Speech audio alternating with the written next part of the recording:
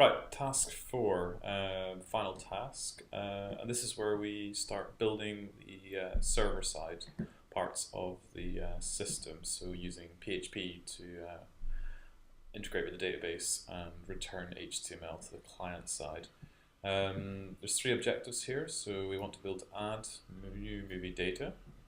We want to be able to display all the contents of the database it currently holds, and then the final, maybe slightly tricky one, is be able to resort the list of movies by choosing a particular field. Okay, so the first of these tasks is to add a movie to the database. Okay, following the advice here, it's a good idea to keep your HTML version of add movie to show that you've actually completed task 1, and create a new file called addmovie.php to put all your PHP and HTML code into. You're given a diagram which sort of illustrates the behavior of addmovie.php. So what should happen is the script should execute, then depending on the HTTP request, whether it's get or post or something else, the script should behave in different ways. So if it's the get method, then that means the page is being requested for the first time, so we want to show the add movie form to the user.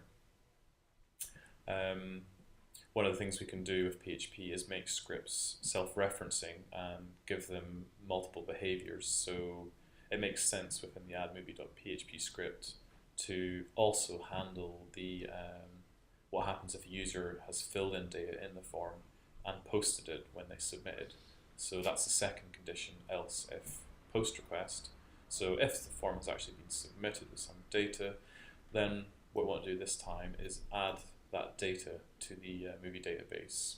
Okay, and if that all works out fine, just redirect the user back to the index.html page. There's a third condition where it's some other HTTP method has been called. It's highly unlikely, but we can just handle this by returning to the show add movie form and ignoring that. Okay, so first thing to do before we get into writing addmovie.php, we need to update the links of our index.html, okay, to reflect the fact we're no longer pointing to the static HTML pages, we're now pointing to the dynamic PHP versions. Okay, it's fairly straightforward. Okay, so in addmovie.php, so this obviously gets a lot more complicated than the HTML beforehand, but hopefully we can go through this line by line and work out what's going on. The approach I've taken here is to essentially replicate the diagram in the sheet. So we've got an if, else block. Okay, so you can see that happening here.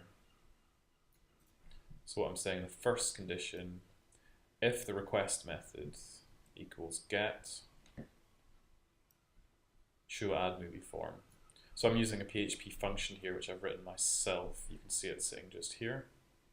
And this is just a tidier way of wrapping up all that functionality. There's nothing stopping me from putting all the code within that function in this if block.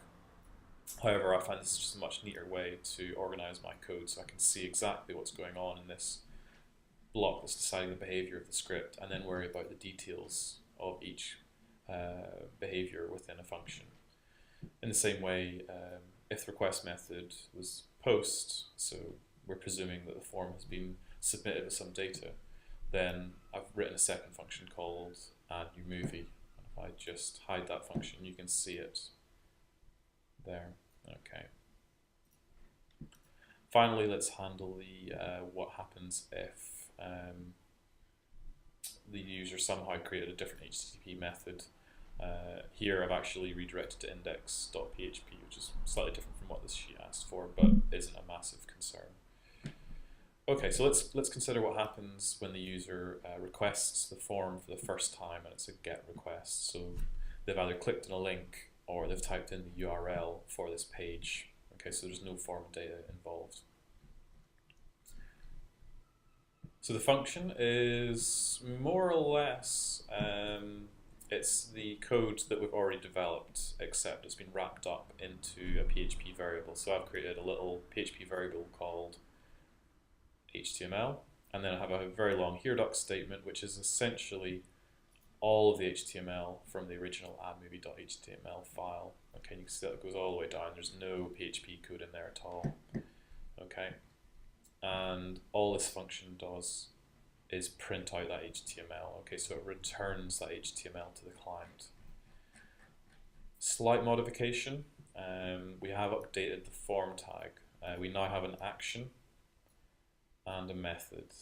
Okay, so we're using the post method if this form is submitted, and the action, because it's a self-referencing form, it calls itself. So we're calling the addmovie.php script, which is the current script we're looking at.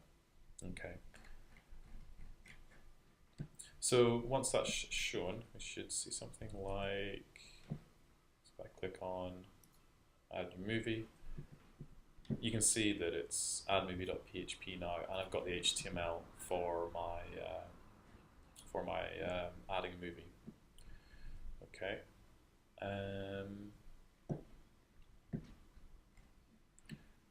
Hide that function. So what happens if the user submits some data from that form? Okay, we go into the addMovie function down here.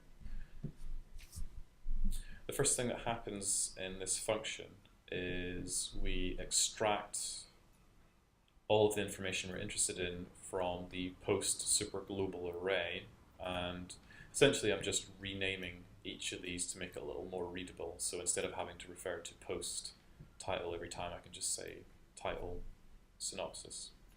Okay. After that, we go through the fairly standard 4 or 5 step model of connecting to our database. Your credentials and database location, the host might be different. These are my local ones. So that's the first step.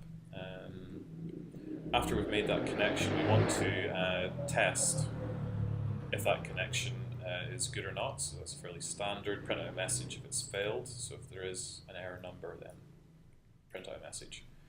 Okay, once we're confident we have established a connection with the database, we can then build and execute our SQL query. Okay, so what we're going to do, it's quite a long line, but our SQL is going to be insert into movie all of the fields we want to affect, and then the values are those variables that we created just a couple of lines ago. Okay, it's a very long single line, but it's just pure SQL. Okay, we want to execute that query, so with our connection resource we execute the query and we get a result back. Okay, because we're inserting something into the database, there's going to be no results to iterate over, etc. So if this works fine, we just redirect the user back to the HTML landing page and exit the script. However, if there is an error, we can print out a message to tell the user that there was some kind of a problem. And I have a final condition here. I'm not entirely sure what happened, but I must have had some bugs earlier on. Okay, so that's the script, and hopefully if we, okay, so as part of the movies.zip file, we have some text for different movies, so let's just quickly fill in an example and try to add it to the database.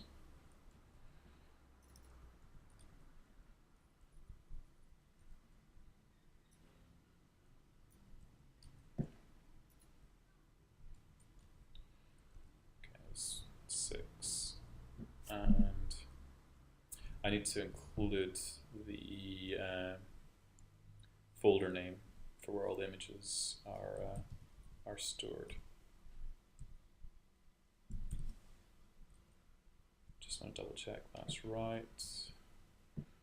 Okay, filled in all my fields. Submit. Okay, the redirect happened. And if I go and list movies, okay, we can see the movie I just added drive, we've got the synopsis, everything's in the right place, that's good. And you can also see I've already added a couple of movies beforehand. Okay, and that